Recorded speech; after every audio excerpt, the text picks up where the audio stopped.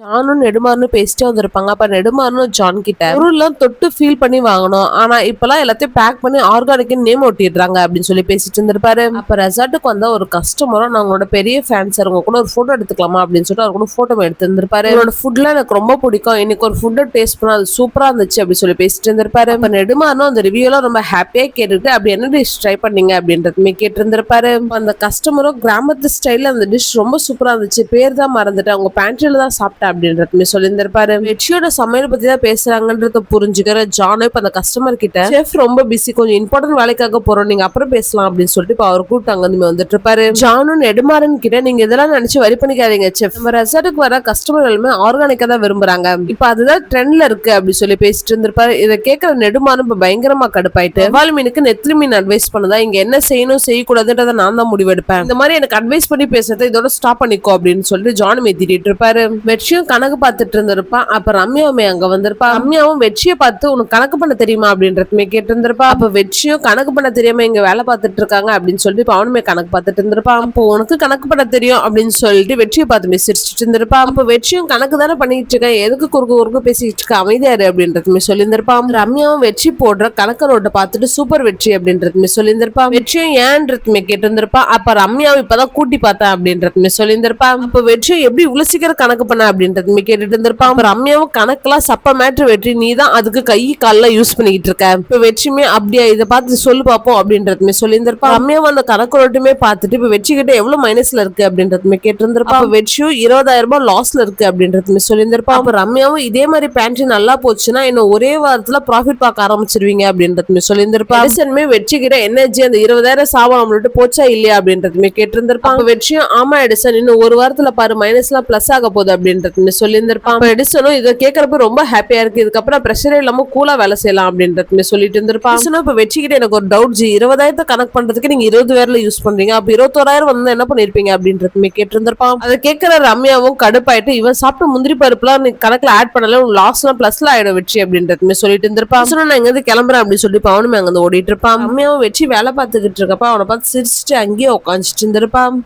Room சர்வீஸ்ல இருக்க பசங்களை கூப்பிட்டு வச்சு நம்ம ரெசார்ட்ல ஒரு வெட்டிங் நடக்க போகுது, அது திவ்யா கார்த்திகோட வெட்டிங், அது நம்ம ரொம்ப நல்லபடியா முடிச்சு தரணும், ஒரு தப்புமே நடக்க கூடாது, எல்லா பாயிண்டையும் நோட் பண்ணிக்கோ பாண்டி அப்படின்னு சொல்லிட்டு பாண்டியை பக்கத்துல நிக்க வச்சு பேசிட்டு இருந்திருப்பாரு. மேரேஜுக்கு வர எந்த ஒரு கஸ்டமருமே நிக்க கூடாது, அதனால கஸ்டமர் வரத பொறுத்து சேர்லாம் ரெடியா வச்சுக்கோங்க, விஐபிக்கு எல்லாம் தனி சேர் இருக்கு, அந்த மேரேஜுக்கு வர பெரியவங்களும் நம்ம சமாளிச்சிடலாம், ஆனா குட்டி பசங்க நம்ம சொல்ற பேச்சு எதையுமே கேட்காம அங்க இங்கன்னு ஓடிக்கிட்டு இருப்பாங்க, அப்ப உங்ககிட்ட நம்ம கோவத்தை காட்டக்கூடாது, பொறுமையா அம்மா கிட்ட போங்க அப்படின்னு சொல்லிட்டு தான் பேசணும் அப்படின்றதுமே சொல்லிட்டு இருப்பாரு. பாண்டி கிட்ட என்ன பாண்டி எல்லாத்தையும் நோட்ஸ் எடுத்துக்கிட்டியா அப்படின்றதுமே கேட்டு இருந்திருப்பாரு. பார்த்தா பாண்டியோ எல்லாத்துக்குமே ஓகே ஓகேன்னு எழுதிட்டு இருந்திருப்பாரு.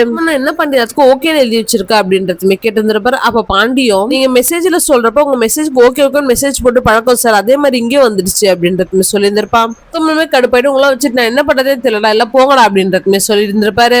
அந்த மீட்டிங் முடிச்சுட்டு அங்க வந்து கிளம்பி இருப்பா. அப்ப கார்த்திக்குமே வெற்றியை பக்கத்துக்காக அங்க வந்திருப்பாரு. வெற்றி கிட்ட தேங்க்ஸ்மே சொல்லிட்டு நீங்க பண்ணி கொடுத்த ஸ்வீட் ரொம்ப நல்லா இருந்துச்சாம், அது திவ்யாவுக்கு ரொம்ப பிடிச்சிருந்துச்சு, அவர் ரொம்ப எமோஷனல் ஆயிட்டா அப்படின்றது சொல்லிட்டு இருந்திருப்பாரு.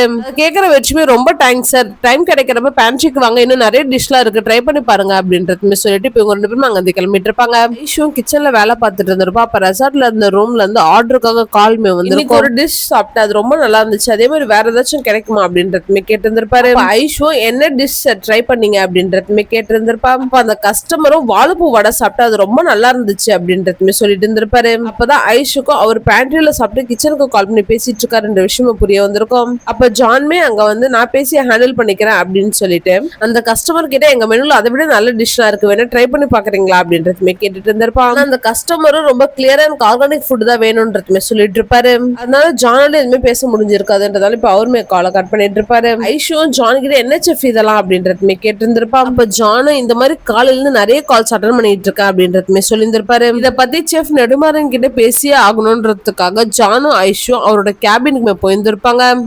ஜானும் நெடுமாறன் கிட்ட பேண்ட்ரியில சேல் பண்ற ஆர்கானிக் ஐட்டம்லாம் நம்ம கிச்சன்ல இருந்து வருதுன்னு நினைச்சு எல்லா கஸ்டமரும் நம்ம கிச்சனுக்கு கால் பண்ணி ரிவ்யூ கொடுத்துட்டு இருக்காங்க, நம்ம மெனுல அந்த மாதிரி ஆர்கானிக் டிஷ் எதுவுமே இல்ல, அதனால நம்மளால கொடுக்க முடியல. ஜானும் இதை நெடுமாறன் கிட்ட சொல்லிட்டு இருந்திருப்பாரு. அதை கேட்க நெடுமாறனும் இப்ப நம்ம மெனுல என்ன இருக்கோ அதை மட்டும் ஃபாலோ பண்ணுங்க அப்படின்றதுமே சொல்லிட்டு இருப்பாரு. இப்ப ஜானும் இல்ல செஃப் நான் என்ன சொல்ல வரேன்னா அப்படின்னு சொல்லிட்டு அவர் ஏதோ சொல்லவும் ட்ரை பண்ணிருப்பாரு. நெடுமாறனுமே பயங்கரமா கடுப்பாயிட்டு நீ என்ன சொல்லுவரே பாத்ரூம்ல இருக்க கரண்டியை பார்த்து சொல்லிக்கோ, என்கிட்ட சொல்லிக்கிட்டு இருக்காது, இங்க இருந்து கிளம்புங்க அப்படின்றதுமே சொல்லிட்டு இருப்பாரு. அதனால ஐஷும் ஜானுமே இப்ப அங்க வெளியே வந்துட்டு இருப்பாங்க.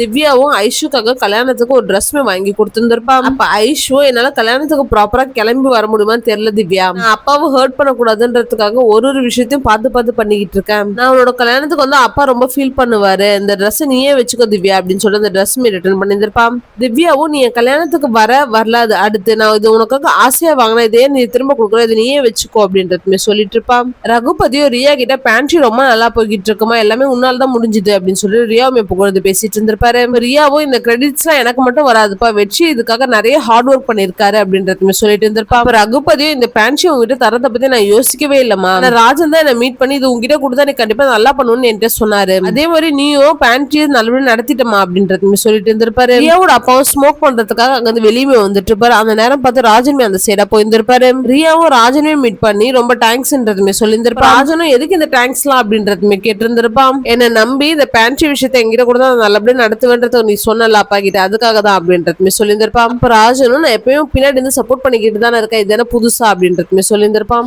அப்பதான் ரியாக்கும் ராஜன் எப்பவுமே அவளுக்காக நின்ன விஷயம் இப்பதான் புரிய வந்திருக்கும். ரியாவும் வெற்றியை பார்க்கறதுக்காக பேண்ட்ரிக்குமே போயிருந்திருப்பான். வெற்றியை பேண்ட்ரி எல்லாம் க்ளோஸ் பண்ணிட்டு அங்க வந்து கிளம்பிட்டு இருப்பான். அப்ப ரியாவும் வச்சுக்கிட்டு என்ன வெற்றி இவ்வளவு சீக்கிரம் கிளம்பிட்டா அப்படின்றதுமே கேட்டிருந்திருப்பான். வெற்றியும் பேண்ட்ரியில் இருந்த பொருள் எல்லாமே சேல் ஆயிடுச்சு மேம், அதான் கிளம்பிட்டோம் அப்படின்றதுமே சொல்லியிருந்திருப்பான். ரியாவும் வெற்றியை பார்த்து நெகட்டிவா இருந்த எல்லா விஷயத்தையுமே விட்டு சொல்லியிருக்கா. அவ பாசிட்டிவா நடக்கிறப்போ உன்னை புகழ்ந்து பேசணும்ல வெற்றி, பேண்ட்ரி ரொம்ப நல்லா போய்கிட்டு இருக்கு, இதே மாதிரி போச்சுன்னா இது கண்டிப்பா நமக்கு ஒரு பெரிய சக்சஸ் தான் வெற்றி, ஆல் தி பெஸ்ட் வெற்றி, இதே மாதிரி பேண்ட்ரி நல்லா நடத்து வெற்றி அப்படின்றதுமே சொல்லியிருந்திருப்பான். ரியா மேமே வந்து வெற்றியை புகழ்ந்து பேசினால இப்ப வெற்றிக்குமே ரொம்ப சந்தோஷமாயிட்டு இருக்கும். குட்டி பிளாஷ்பேக்குமே காட்டியிருந்திருப்பாங்க. அதுல சிதம்பரமும் நெடுமாறன் கிட்ட ஒரு டிஷ்ல ரெசார்ட்ல சேல் பண்ணா கண்டிப்பா நல்லா போகும், நெடுமாறனும் அப்படி என்ன டிஷ் சொல்ற நீ அப்படின்றதுமே கேட்டிருந்திருப்பாரு.